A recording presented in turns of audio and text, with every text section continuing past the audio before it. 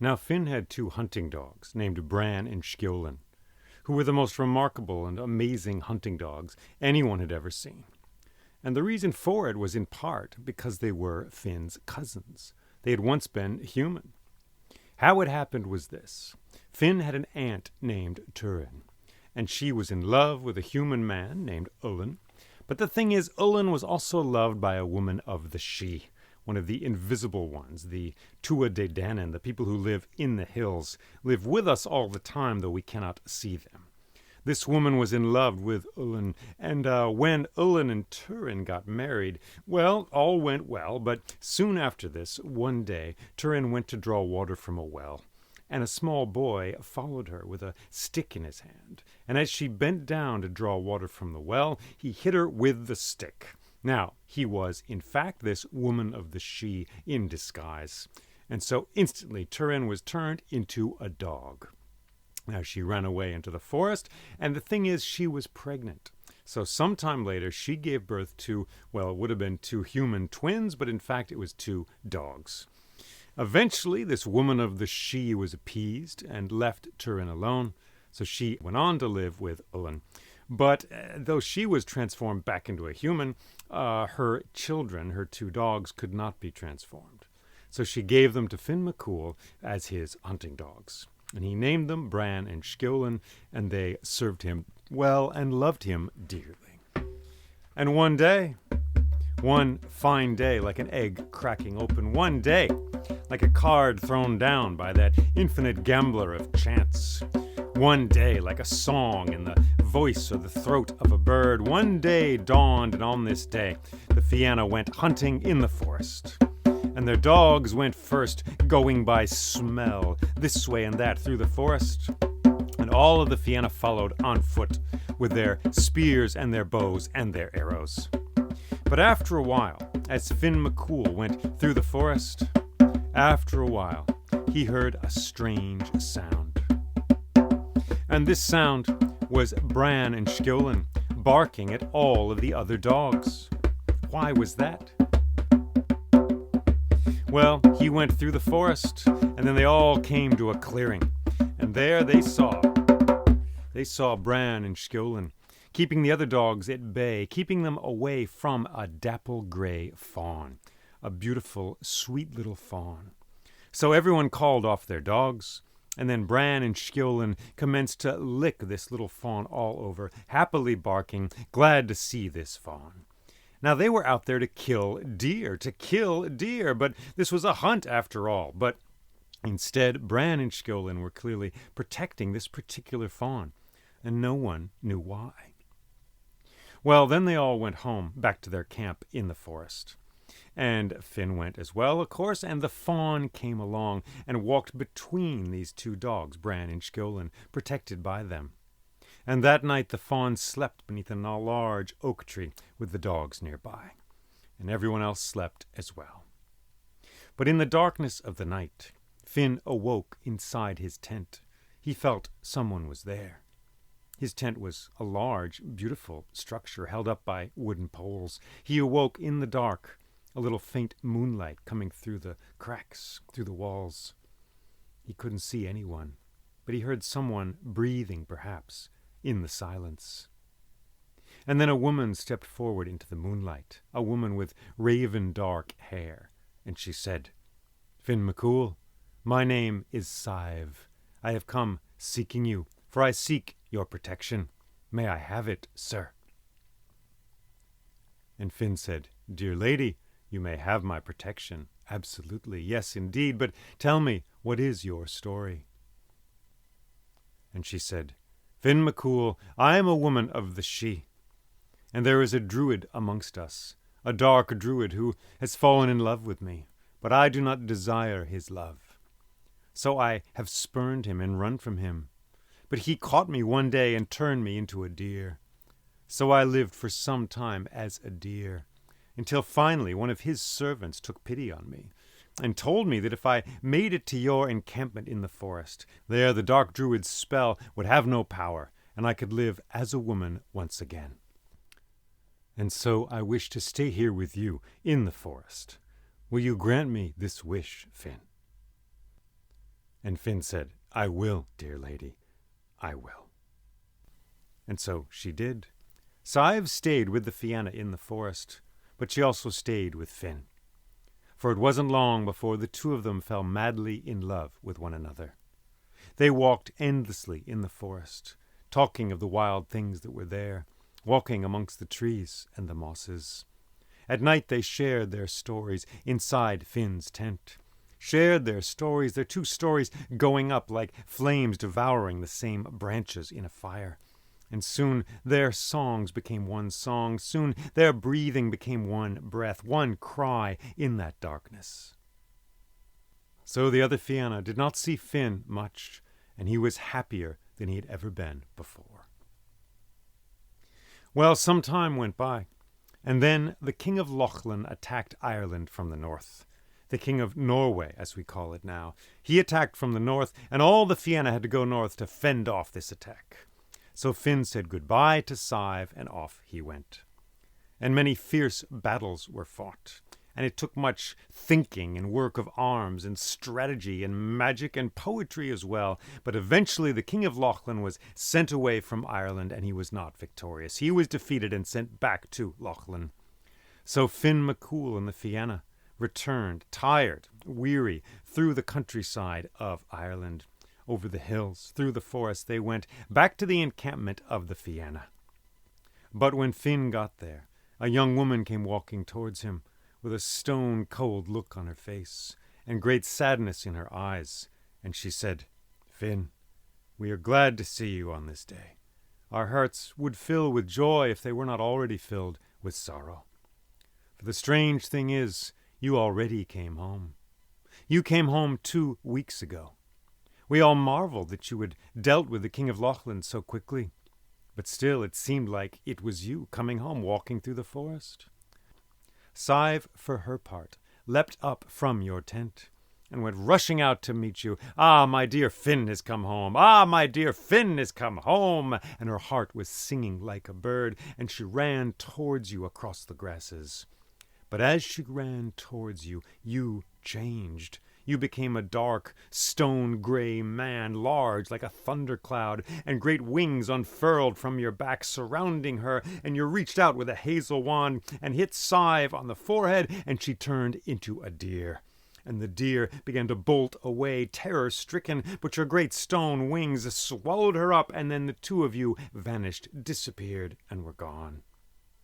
Finn, that is what I have to tell you. That is what we have seen. We looked everywhere in the forest for Sive. We could not find her. That is the news I bring."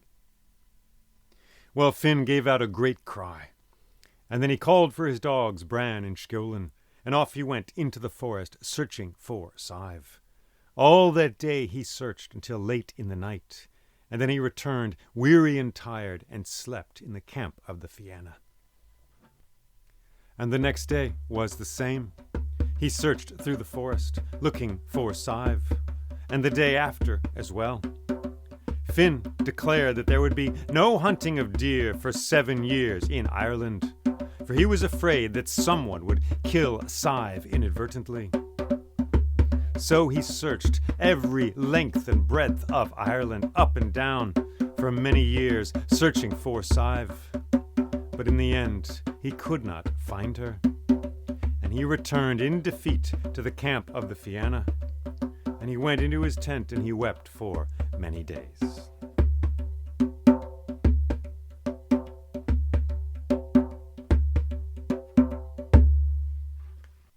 Well, time went on, but this wound in Finn's heart never quite healed. And one day he was out hunting with his dogs, Bran and Skjolin, when they began to bark happily, and they rushed through the forest to a stony place. And down there, in a crevice amongst the rocks, they found a small baby boy, and they began to lick this boy all over. Finn went, he marveled at this. The boy, for his part, was not afraid of these dogs.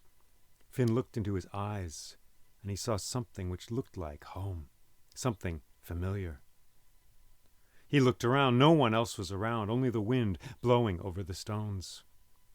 The dogs yipped happily and licked the baby boy. So Finn took the baby boy up in his arms and walked back through the forest thoughtfully to the camp of the Fianna. And that boy lived with Finn in his tent and was cared for by all of the Fianna. And years later, when this boy had learned to speak, he told Finn of his childhood, how he was raised in the wild by a deer and by a dark man with great thundercloud wings, and how one day there had been a great struggle, and he'd been left in a crevice in a stony place. So Finn knew this baby boy to be the child of himself and Sive, and he named him Oisin, meaning little deer. And years later, Oisin became the great poet and storyteller of the Fianna, and chronicled all of their adventures and remembered them in his heart, and spoke them aloud later to many who heard and listened. But that is all still to come. For the moment we are there in Finn's tent. He is there, and so is the baby boy. He is holding the baby boy in his lap, and he is telling him a story of the Fianna, a long, beautiful story. And inside this story there is smoke, and there is stone, and there are beautiful flowers, and there are birds singing, and there are the brothers of Mill going across the sea, and there is mist and cloud, and Conn of 100 battles, and Allian the fiery one. So Finn told his baby boy, Oisin, all of these stories. And sometimes Finn would take up his harp, and with sorrow and joy both mingled in his heart, he would sing Oisin a song.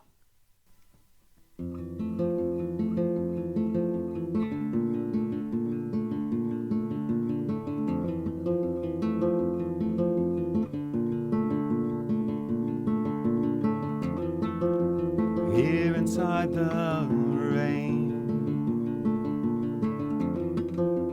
whispering your name, drifting now I go, wherever the river flows. Hear the river sing beneath the raven's wing. My heart is gone below, wherever the river flows. Oh, bright day, oh, stolen child, never to ride upon those horses wild, whether night or day. It's in the dark I'll stay, for only sorrow knows wherever the river flows.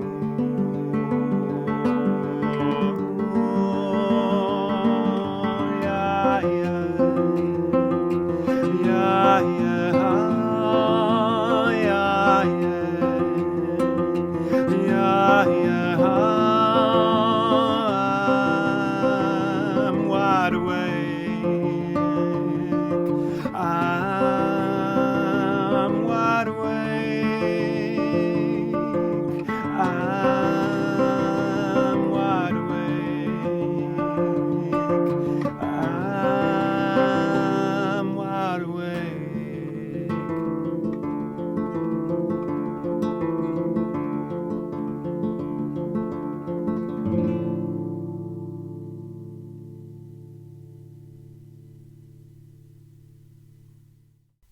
Here's a poem for you. In the very earliest times, when both people and animals lived close to the earth, a person could become an animal if they wanted to, and an animal could become a human being. Sometimes they were people, and sometimes animals, and there was no difference. All spoke the same language. That was the time when words were like magic, when the human mind had mysterious powers. A word spoken by chance might have strange consequences. It would suddenly come alive, and what people wanted to happen could happen. All you had to do was to say it. Nobody can explain this. That's the way it was. Those are the words of, they come down to us from a woman named, let's try to say this right, a woman named Nalujiak, who's a Netsilik Inuit woman from the far north. She learned these words from her uncle Unaruluk, the shaman. A shaman being someone who maintains the harmony between the human, non-human, and spiritual worlds. Someone who can take on the shapes of animals, who can see the world through the eyes of the other, whatever that is, be it a stone or a rock or a spirit. So these words were remembered by her, which is sort of interesting. Interesting because our conception of poetry, well, it isn't quite the same, I would guess, as it is in the Inuit world. And they seem sort of conversational. I mean, who knows? These words have gone through a lot of people. I've changed just the line breaks and stuff briefly. They were turned into a poem by a guy named Edward Field, who found them in a book written by Knud Rasmussen, who was a Greenlander, guy from Greenland, who grew up with the Inuit and knew them extremely well, was almost one of them, but it's not for me to say that, but it seems like, and traveled with them and lived with them for most of his life, all of his life, I guess. So he wrote those words down. Anyway, I present them to you in thinking about this story. All of these transformations, it's just dizzying. Women become dogs, they become deer, and then back again, back and forth. The druid man, the dark druid, can become Finn. So we live in a world, these days, it seems to me, I live in a world where these categories are fixed. Human is human, animal is animal, and spirit, whoa, if it's even anything, it's something else. And of course, the thing is, we are animals. And that's something we like to forget because we push away the animal thing. We feel like we've made something new of ourselves. We are something different. We are special. We are the special ones in the room. The special ones. But the stories speak of an older understanding in which these worlds are, well, if not quite mingled, there is movement across them very easily.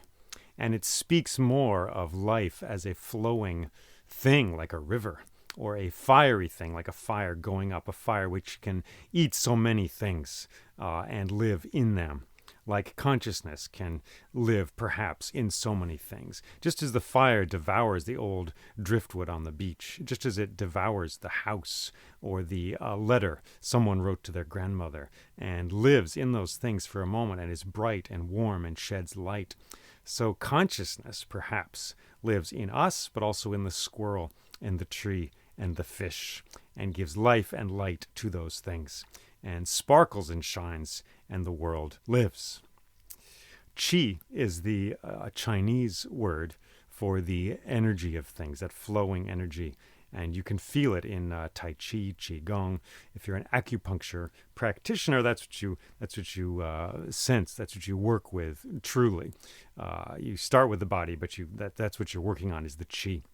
And I heard it said once, somebody was criticizing Western medicine, and a Chinese person of knowledge said, well, how can they know anything about life? Because they learn from dead bodies. Their doctors learn from dead bodies, which is, well, kind of true, dissections and stuff like that. We learn from dead bodies, but the dead body doesn't have any qi in it. It is dead. And so the definition of life is the flowing of the qi, which flows in us and in animals and in stones and in the ground and in the trees and can be felt throughout the world, like a wind, perhaps. When I studied Tai Chi briefly, I remember the teacher just adjusting my arm just slightly, one of the joints, just to make things flow a little better in a movement of that arm. And I remember talking with the poet Lee Lee, who writes wonderful poems. We were at his house in Chicago on the back porch. His whole family lives or did live in this brownstone there. And we were just talking, and it was dusk, one of those beautiful moments in life, right? And talking about poetry and Lorca and Rilke. And Lee Young, he talked about the chi of the poem and the flowing of it. And I don't remember his exact words, but I just remember talking about the energy of the poem and trying to honor it when he reads poems, which Lee Young is a very sort of reverent reader of his own work. He's like he's in a sacred space. And also the movement of the energy of the poem across the line. You know, poems use line breaks. They kind of pause, you know. Language pauses naturally as we speak it. It pauses with commas and periods if you see it in print, and question marks, exclamation marks, etc. But on the page, poetry also has the use of the line break. You know, it breaks the line right there. So Lee Young was talking about the chi of a poem and how it flows from one line to the next, and how the line break can facilitate that and can slow that down and can also speed it up, depending on how it relates to the meaning of the line. Because if the meaning is not finished, you're going to want to race ahead. If it is finished, you're going to want to stop. So I'm thinking of Lee Young on his porch and myself and talking about Rilke and Lorca, those great poets, and speaking of the chi of the poems. And in this story, the chi of life, as we can call it that, the energy of life flows kind of all over the place and flows to interesting places and gets pooled in rocks, in hollows in the rocks, like rain falling down. And the woman of the she, and also the dark druid of the she, they are masters of this transformation, it seems, and can both transform themselves, like the dark druid becomes Finn, and they can also, and the woman of the she becomes the boy, and also they can produce this transformation in others, forcing them to undergo a transformation into a dog or into a deer. So that's a marvelous thing. And I think it speaks more truly to what life is than life all in boxes, right? We've seen the Table of the Elements, I have, and I'm sure it's a useful thing. And it's kind of amazing, actually, and harmonious, like a rainbow, like a spectrum.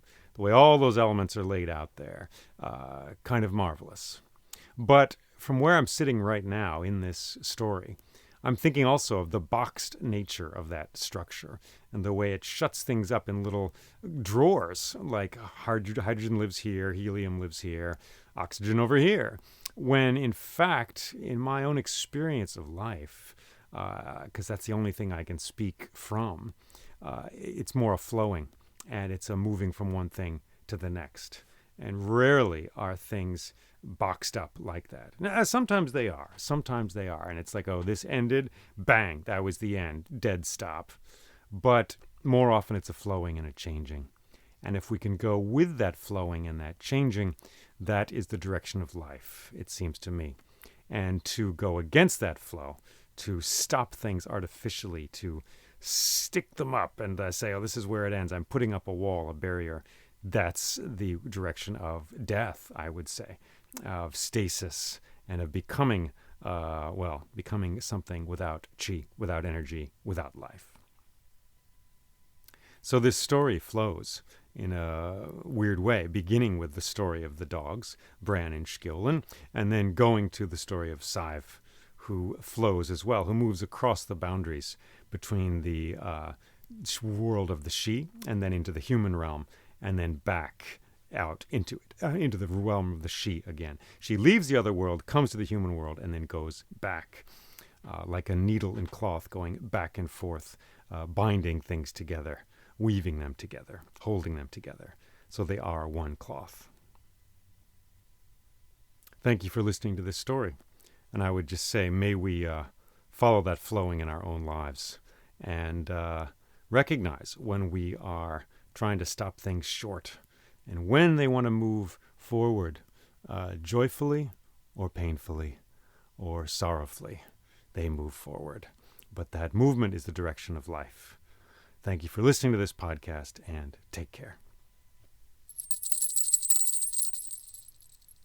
If you'd like to join my Patreon community, please do so. It's free, and you get a story sent to you every week. How cool is that? If you are able to support this podcast, you can also do that through Patreon. That keeps this going. It keeps this flowing and happening in the world. You can do both of those things at patreon.com/storyjl. Thank you, and take care.